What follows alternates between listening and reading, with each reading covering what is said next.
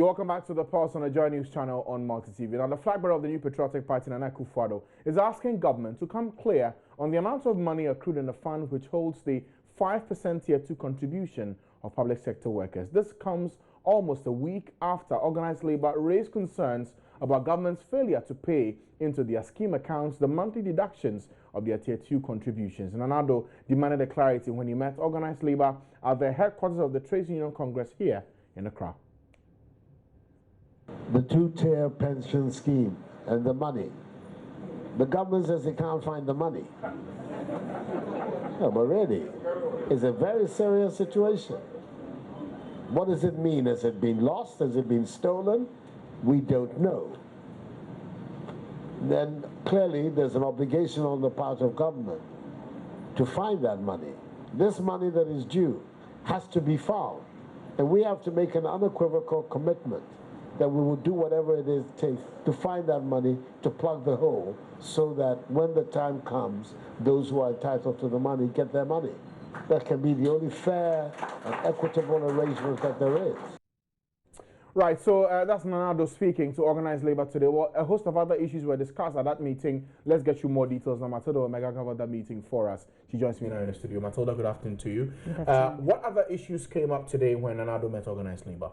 Well, the meeting, it started with the workers raising some concerns about how they see the economy now and where their work stands with regards to the state of affairs in their country. So they made mention of the issue about taxes in the country, where the TUC Secretary General raised concerns that the current tax regime is not favorable to a lot of workers because in businesses they have to pay more and all that. So in response to that, Nanado assured, he also raised the same concerns that indeed the current tax regime is very insensitive and doesn't really favor the businesses and workers in the country. So he touched on the taxes and also touched on our procurement law, which he says he would review it if Ghanaians should give him the nod come December 7th. Let's hear from him now. The burden of taxation on companies in our country is unreasonable, unnecessary. It's almost punitive. And it is a complete disincentive for both investment and production. So we want to look at it in another way. We're saying that imports of raw materials, which attract duty today, we're going to remove the duty.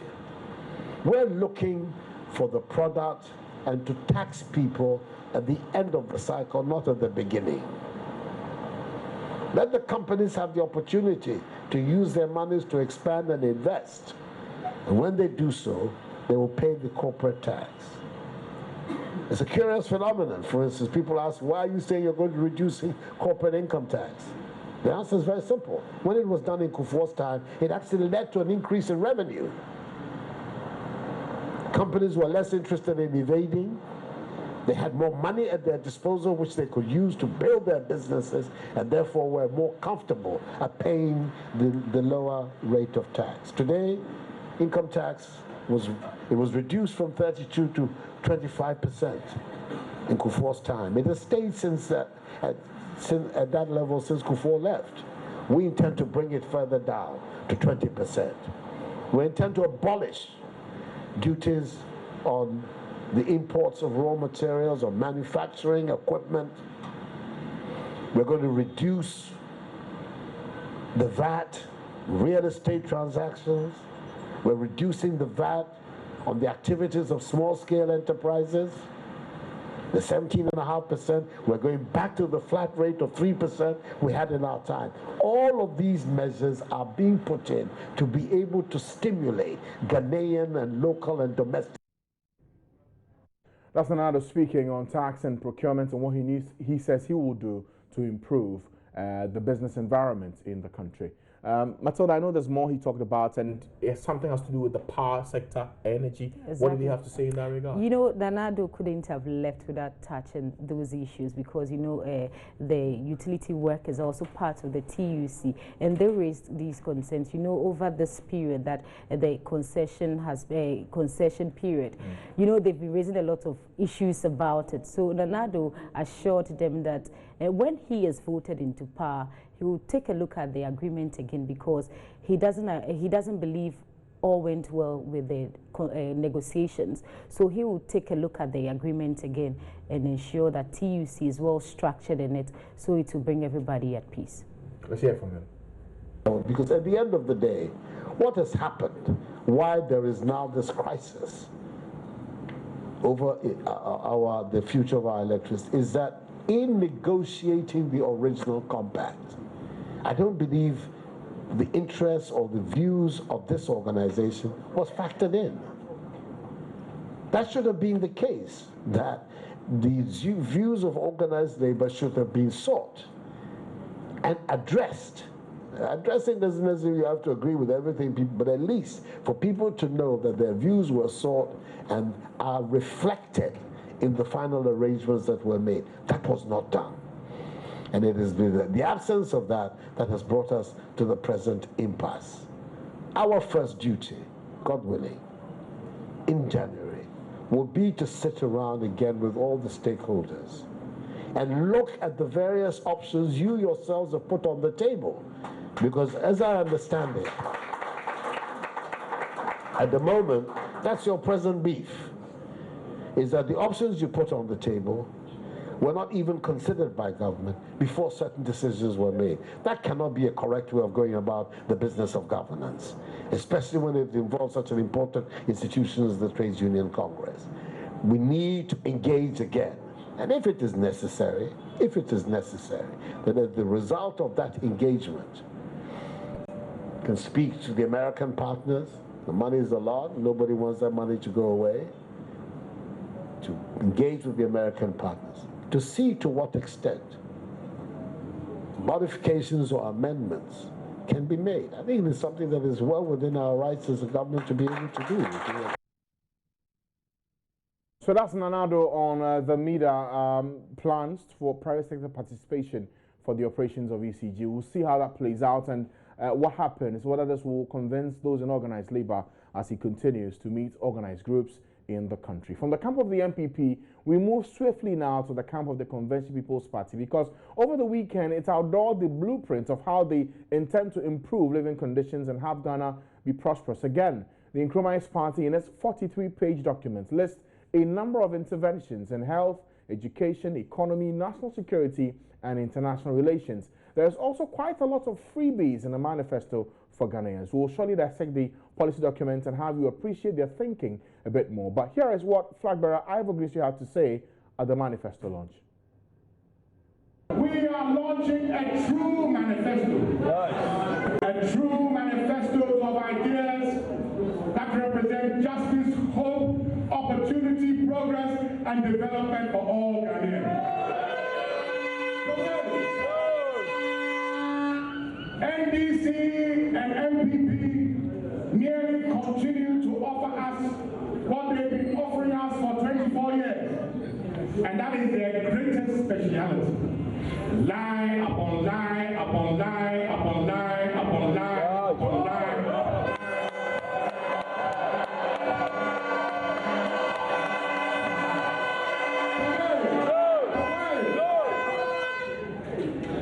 And there is a special word to describe continuous lies. Because continuous lies no longer is called a lie. And that special word is mendacity. MENDACITY.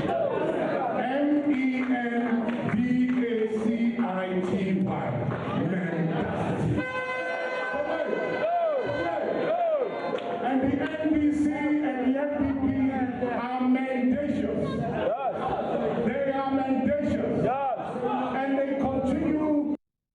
So that's Ivor Greenstreet, flag bearer of the CPP, giving details of what is distinctively new about the CPP's manifesto and what makes it different from all the other parties and what they are offering. Well, joining us in the studio today is a member of the committee that put together the manifesto of the party.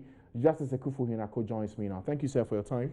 Thank you, too, for having me. Now, before we go into the specifics, what was the bigger picture of the party when it was drafting the Apam-Foforo or the CPP's manifesto? Well, the bigger picture for the party in drafting the manifesto is to change the status quo, which we've been living in for the past 24 years. The past 24 years, we've been told that things were going to improve, things were going to change in the whole gamut of the socioeconomic areas of our country, and we see the same old things being repeated. So we have a new vision, and with that new vision, we believe that we should enter into a social contract, a new social contract with the people of our country, because we believe that the foundation for our country is the people. That is what Nkrumahism is about. That's what the CPP is also about. Okay. Now, we know that for your document and what you seek to offer in your manifesto, you list out a number of things that some will say easily entices anyone who reads the document. You first talk about raising the school leaving age to 18 years, making secondary school part of basic education and free in order to improve access and quality at all levels throughout the country. What's the plan for this one? The plan for this one is that when we define basic education, we do believe that it should be inclusive of secondary education, because naturally, primary education and secondary education are two qualitatively different education which is on offer. And we do believe that in order for our country to move forward, especially in this new technological age, in order to be able to bridge the digital divide, there is the need to ensure that almost every Ghanaian, if possible, has a basic education up to the level of the secondary education that we have now. So we have FQ already in the offering in the system. That's for basic. Yes. Now you're adding secondary. Yeah. Is that not free SHS? Indeed. Why shouldn't it be free? If we say free, what do we mean by free? You see, you could have free where if you have your economy right, it could generate wealth. For example, the chalk, the pencils, the exercise books. Do we manufacture exercise books in this country? No. Did we manufacture exercise books in the past in this country? Yes, at the Assembly Press and in Tema. We've left the factory, mothballed it, abandoned it, and we import new, exercise books from Malaysia. So when you talk free, it is free to the end user.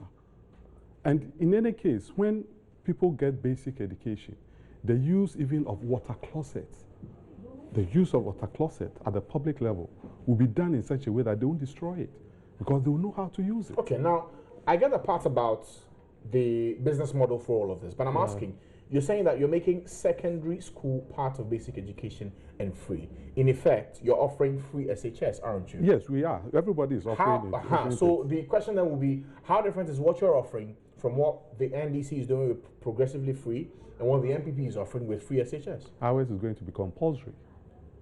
Everybody will have to go through that basic education, which includes secondary education. So there's no cutoff point after primary 6.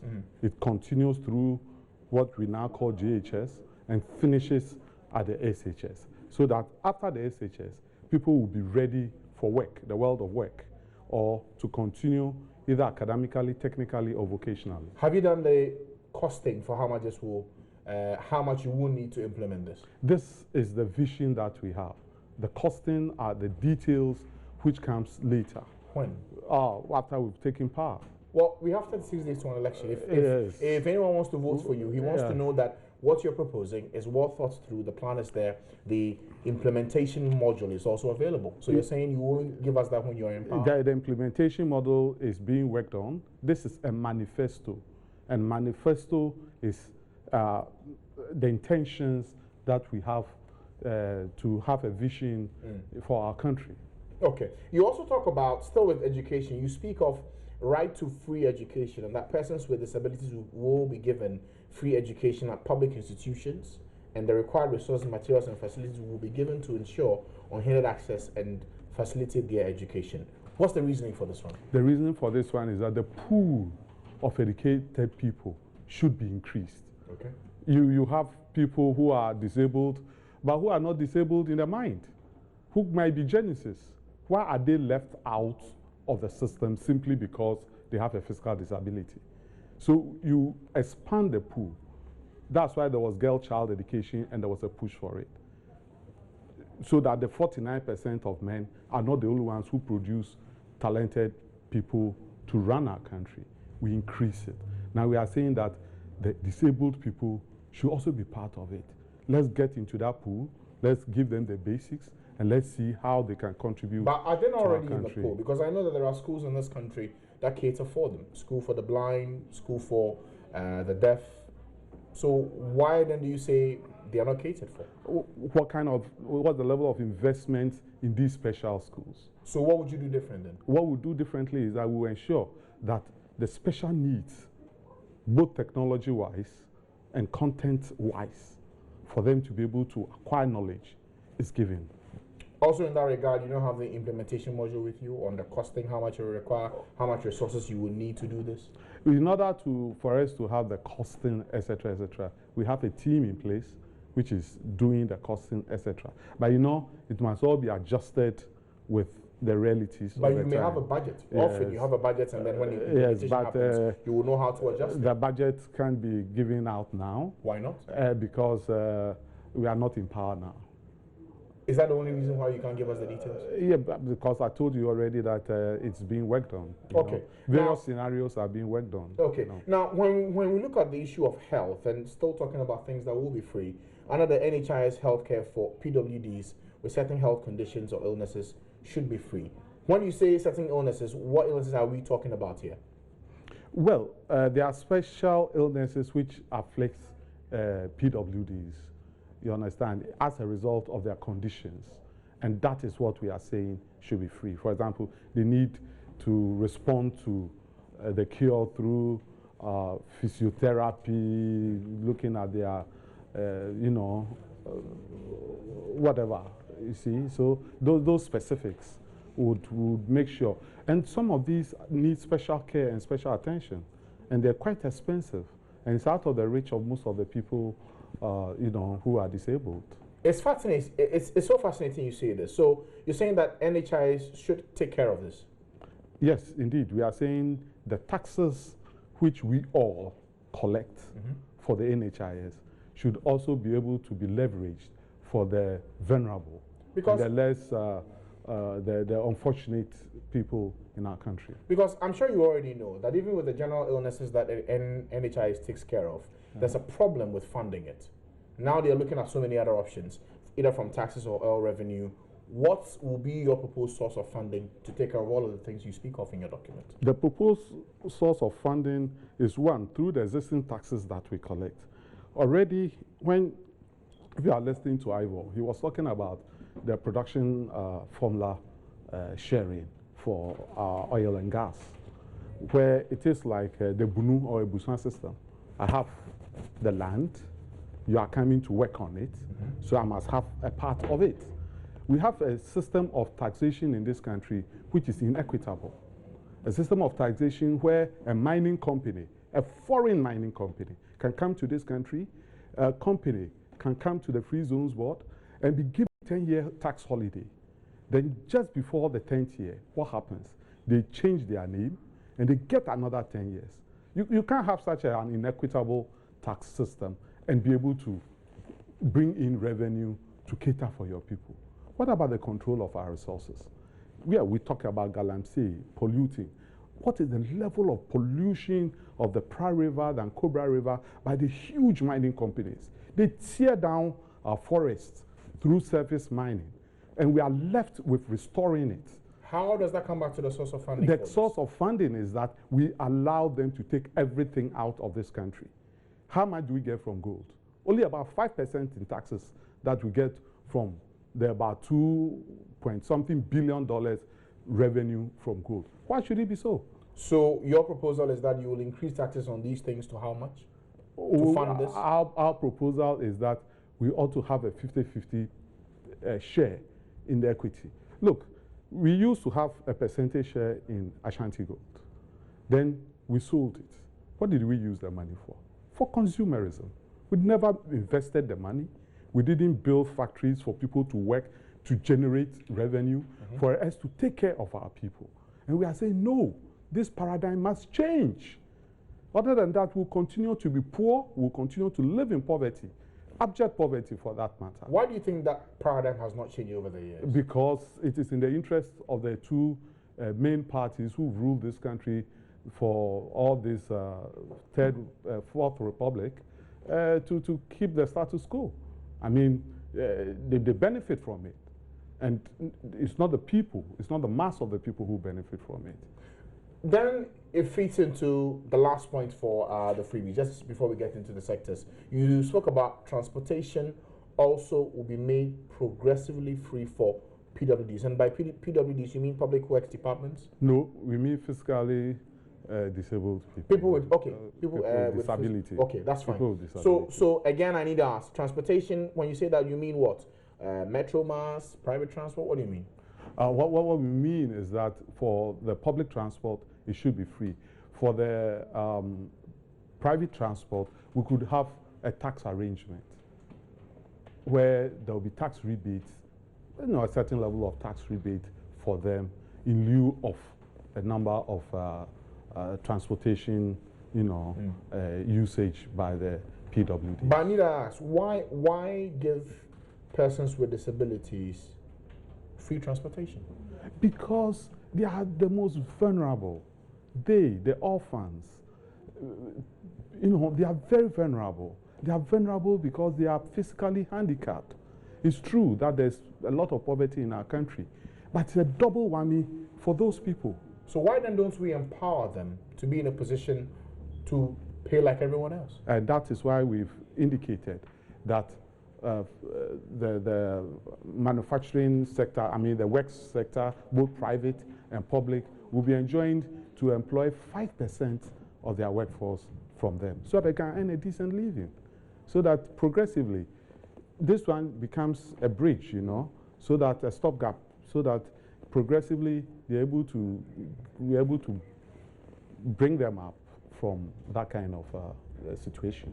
Okay, now let's go into some of the details, because you speak of a paradigm shift from how we're running the economy today. Yeah. What's wrong with how we are running our economy today, and what do you seek to do to change that narrative? Well, we are running a neo-colonial economy.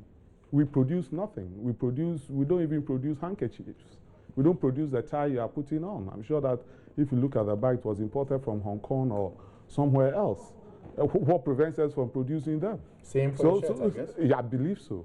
So why don't we invest in our economy? Why don't we build factories? Why don't we put our people to work so that we can create the material wealth which our people so need in order to have a decent living? Okay, and how do you intend doing this? We intend doing it by having a state-led investment drive in our economy. When we say state-led, we are not saying that we are going to nationalize anybody. We didn't nationalize anything. Kwame Nkrumah had the company's code for the private sector enacted during his time, 1963 or 64, if I'm right. You understand? So we have a sector where we have state-driven, we have private-driven, we have state-private-driven, we have cooperatives, and we have the small-scale private sector also. What we need to do is to handhold the Ghanaian business people. Ghanaian business must come first before foreigners come. These taxes I was talking about, this investment. Do you know that the person who fries the yam, the koliko, he or she is an investor? Do we recognize that? Do we have rules and regulations regulating and helping the small-scale Ghanaian investor? I tell you, we do not have. Okay, but with what you say, would that not be hounding out foreign investors? We are not hounding out foreign investors. We are also giving a lead and support to the Ghanaian businessmen, because it's only the Ghanaian who build this country. You understand? You the foreigner the investments coming in from the foreigners necessarily don't build this country in any way? They take it away, don't they? Of course, there's a certain benefit where those who work in it, individuals, might gain something. But after that, what happens? They take all the profits away. Do they even reinvest part of their profits? Do you see the mining companies reinvesting other than reinvesting in what can bring them more money? So why don't you change the conditions for how they work so you maximize from the investment? And that's rather than saying that let's put priority on our local businesses and then let's see how we can get the most out of them. Yeah, by putting priority on our local businesses, it is not exclusive of that of the foreign companies. That's why I say that there will always be partnership. We are not hounding them out. We want more equitable relations with them. We believe that Ghana must come first. We believe that we should be self-reliant. We believe that we must invest and put our people to work. People want to work and earn a decent living to look after their families, you know. Okay. Now, still staying with issues to do with the interventions you have on the cards. We know one issue that has been big, and I'm sure you're aware that we are on a program to get out of the troubles we've had with the economy for some time now. Yeah. Is the CPP of the view that our solution is the way to go?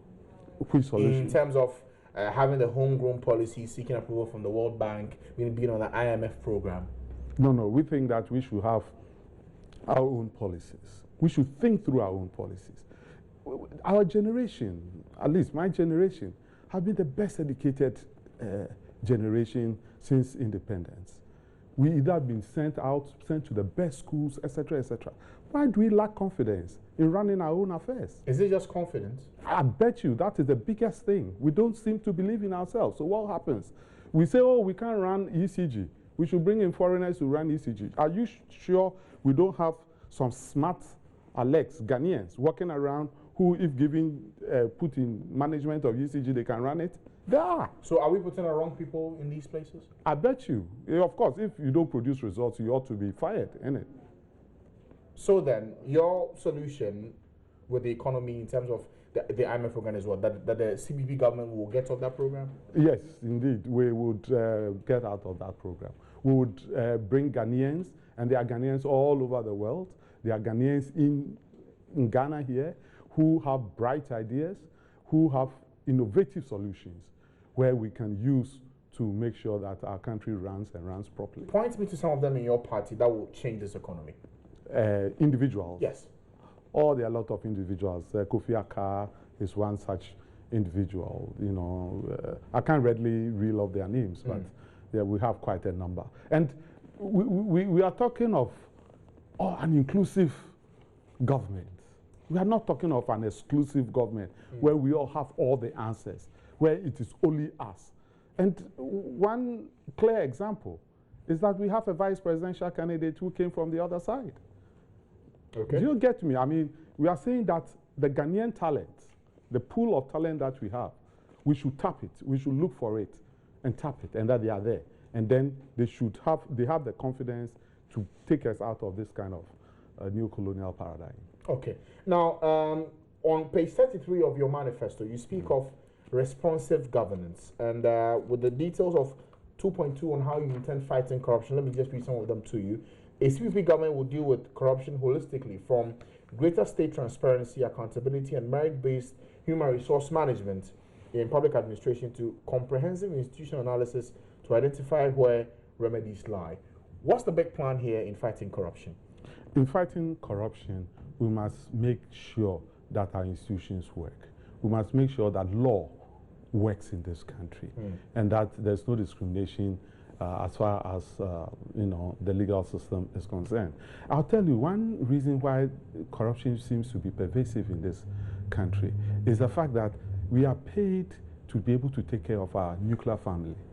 That is the plan. That is how it is done. But do we only take care of our nuclear family? No.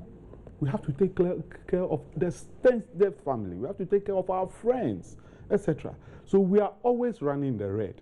So in order to fill in that gap, we have to look for extra funds somewhere. And that's why the CPP intends to create jobs. How do you make sure the jobs? To make, for the state to lead in establishing economic ventures, in investments in economic ventures, to subsidize Ghanaian companies through various means to be able to create jobs. Okay, you speak of increasing resources to public institutions such as SHRA, GEOCO, Public Accounts Committee, National Procurement Agency. You think lack of funds is why they're not doing their job? Partly, yes. I mean, and then also there's a governance issue of they being able to get to their logical end. That is implementation, seeing to the implementation What's of the whatever problem there? findings. You say that governance issue. What exactly The is governance issue is that is the legislation which they work on. Is it complete? Yes, they found the Auditor General has brought up a report. Is that all? They have ARICs. Are they supposed to go forward and logically prosecute whatever findings that they have brought? And there are certain things which are lacking in those things. So we've got to think through and see how we can strengthen them through legislation as well as through investment of facilities. Because I've heard people argue that the issue with corruption is not about finding new legislation to do these things with these bodies. It's about the political will to fight it. Is that not what it is? Well, partly, of course, the political will. If the status quo is such that people have a vested interest in corrupt practices. When you say people, you mean who? Of course, I mean the ruling class, the ruling bureaucrats, etc., who take the decisions, who are not subject to popular control. So they can take any decision and nobody questions them. They are law unto themselves, so to speak. Of course, if there's no control over you, you do whatever you want to do. Okay. All right, that's for the issue of corruption. But still on education, you quite identify accelerated education sector investment program. What do you seek to do with this one? What we seek to do with this one is that we want to bring back the mass education program. There are a lot of our folks who have fallen behind, especially even educated folks who are falling behind in this digital age. What do we do to bring them up to speed with all the gadgets, with all the technology, etc., which we use to make life better for us? So with this accelerated education, we also intend to invest in mass education, where our old folks would have a chance to be educated. We also talk of continuous education, and it's very, very important. The fact that you finish school and you start working doesn't mean that knowledge is close to you. Your access to knowledge, continuous knowledge, is very important. Take even agriculture. We are not paying much attention to extension services.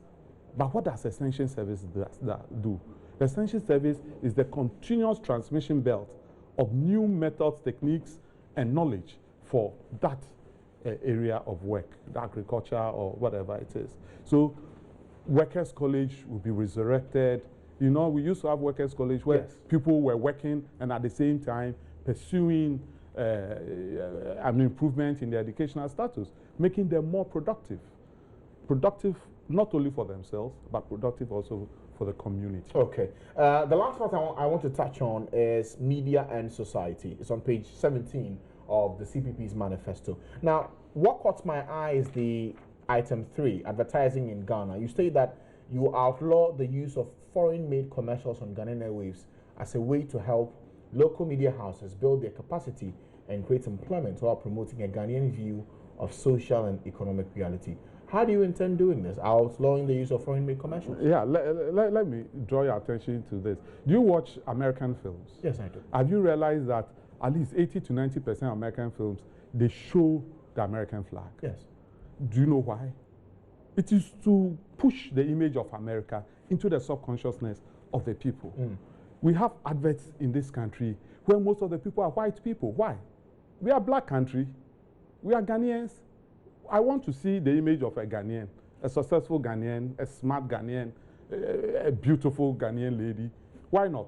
But don't we see that also on our television? Do we? Yes, what is the percentage of it to all this foreign culture? Since you put it in this document, I'm sure you did some research on this. What did you find?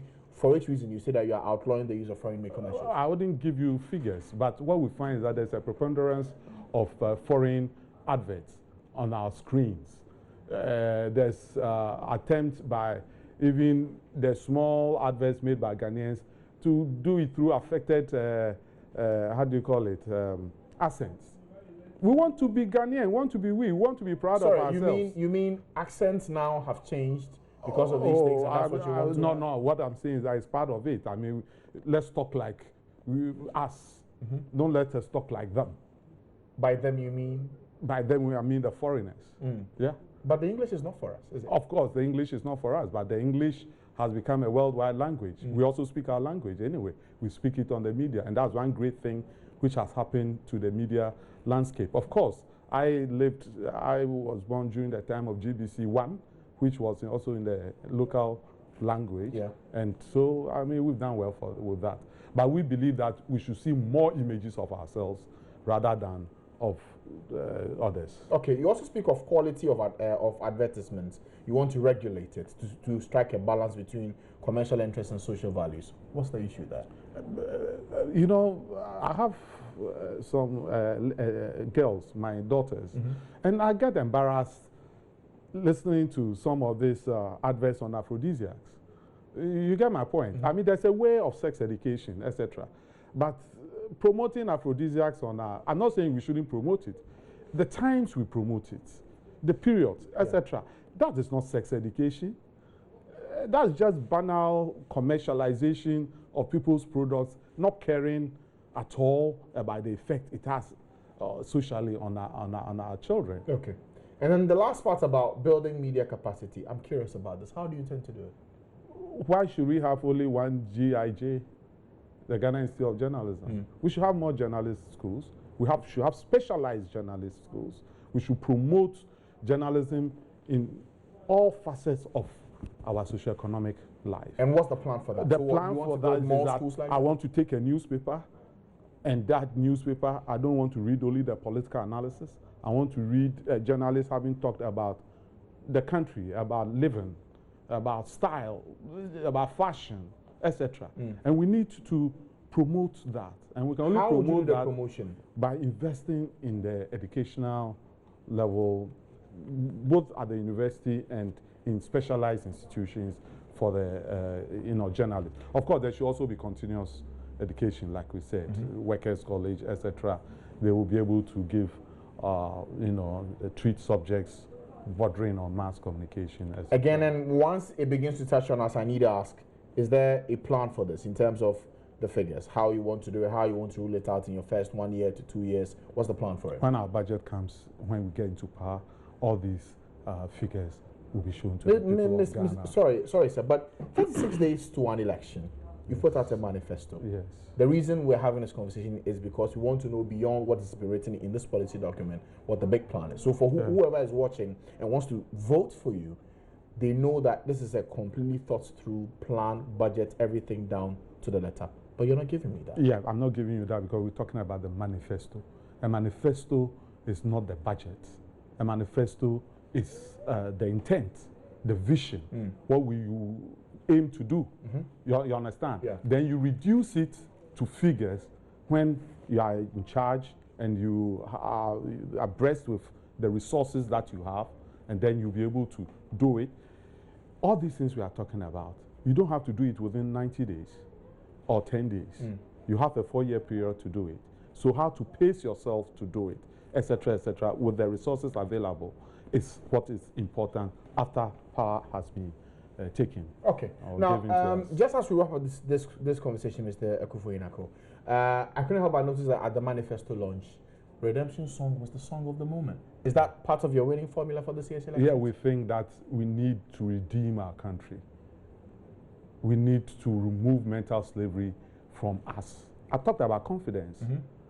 Our lack of confidence, which allows us to bring in foreigners to come and manage our water system and destroy it and go back. Which, we borrowed money to build Akosombo Dam. Do you know we paid for it? Do you know that it was E.L. Korte Ghanaians who ran Akosombo Dam to pay for it and still ran Akosombo Dam? Why can't we replicate this in other sectors of our socioeconomic life?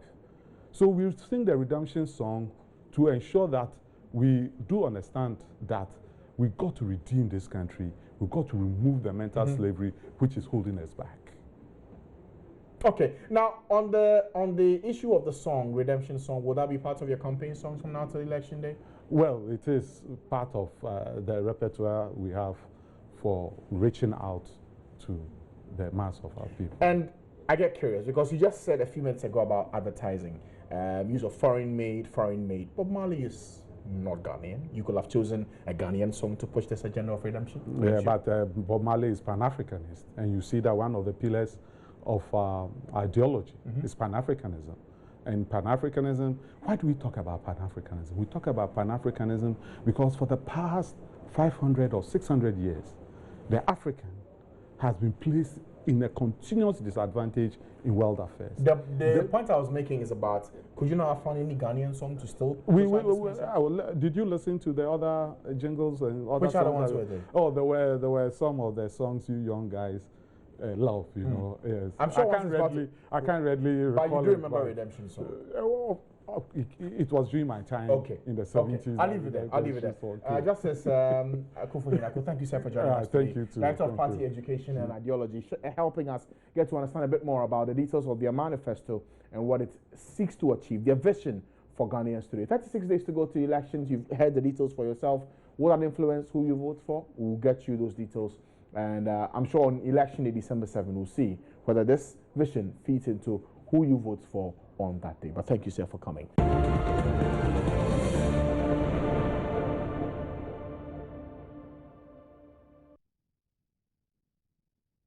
You're welcome back to The Pulse. Now, almost 3 years and about 74 million euros later, the three-tier Kwame Nkrumah Circle interchange is almost complete and ready for official commissioning. The project is the brainchild between the Ghana government and the Brazilian construction firm Queiroz Galvão, and in August 2015, President John Mahama commissioned the first phase of the road project. With the commissioning in the offing, a cross-section of Ghanaians have shared their hopes and concerns about the interchange with Joy News. More in this report by Jennifer Akuamwa. Pedestrians, commuters and traders, the Kwame Nkrumah Circle interchange area is always bustling with activities. Now it's been 3 years and almost 75 million euros, but the interchange is almost complete. Joy News went to this area to find out how people, or rather to gauge people's impressions about the soon-to-be commissioned interchange. Okay, I think it's a step in the right direction. Now there are certain things they need to put in place. Example, the drainages and other things. You realize that sometimes when they construct some of these things, it causes a lot of inconveniences. So they should make sure that the drainage system, considering the fact that if you look at where the interchange is located, they need to put in place other things. And then also disability friendly for those. You should remember that we are not the only person who's going to use the place. So I think they should consider all these things. Well, I believe it's a good thing. It's very beautiful. It's something that I have not seen it like this before. It's my first time of coming around. Somebody sent me a video on WhatsApp and I thought it was a propaganda or this normal video something. But when I came, especially with the new edifice of the Nkrumah Circle and then the statue of the Nkrumah and the way the place has been redesigned, I believe it's a good thing. It is a very beautiful thing. My problem is maintenance. Oftentimes we get some of these things, a lot of money go into it. Within a decade or two, you see that the whole thing will be deteriorating. So if you can have the spirit of maintenance, I believe this project will go far. And it has really changed the face of Accra, especially with Kwame Nkrumah Circle. I can see it as a milestone because the interchange being here just brings a lot of concentration and attention down here. So it helps us. Even for the Nkrumah, the Kwame Nkrumah statue that was placed here, and the view it gives at the night, the splashes of water that goes like shooting stars. It creates attention, and everybody in the night, everybody gathers here. And you that have your own business, you also have the chance of calling one or two people and saying, I have this. With the number of people here, at least one of them or two of them will buy your goods. Which if this was not here in the first place, it wouldn't be possible. I've really seen they've really improved the place. The overhead, the conjunction over here has also reduced as well. And then the recreation of the Kwame Nkrumah Circle is really, really, really good. And also, I am a liberal person, but what the government has done, they've really done it really well. They've really, really beautified the place. They've really improved everything in terms of road infrastructure. Stations are being renovated, and marketplaces too are being renovated. Then let me ask you, do you think it's also improved the traffic situation here? The traffic situation is a little bit somehow, since it's a new construction that they've done, the congestion is still there. But I think when everything is fully done, commissioned, I think everything will be reduced. For the interchange, it's nice. For me, it's okay. Because in other countries, I don't think this kind of thing will come so easily like that. Because this interchange is okay. The overhead to the traffic, I think if they open the overhead, the traffic will be okay. But now in the evening time, you can't pass Circle. Even if you are in Circle, you can stay like 30 minutes or 1 hour before you go or reach where you are going. I think it's okay. It's a good move. Yeah. Concerning the traffic situations and stuff, if it's complete, I think it's okay. I felt very happy seeing this, construction almost complete. As you're all aware, before this construction commenced, we all saw the kind of traffic, the vehicular traffic that has engulfed this part of the city. As we can all see now, it's yet to be commissioned, but we can see the traffic flow. Flowing. Yes, because as you can see from the other end of the road, it's flowing. The other end too. You can see, this is more like a tourist site. I came here, I've been here for close to 30 minutes, just seeing the site. It's very good. And I think it's a good investment. It's been 3 years since the government and Brazilian construction firm Queiroz Galvão began construction work on the Kwame Nkrumah Circle interchange. And gauging from the reactions of Ghanaians that I've been speaking to this afternoon, it is clear that there's the hope that the artist's impression as viewed on social media matches the reality of the interchange when it's finally commissioned. For Joy News, I'm Jennifer Kwamwa.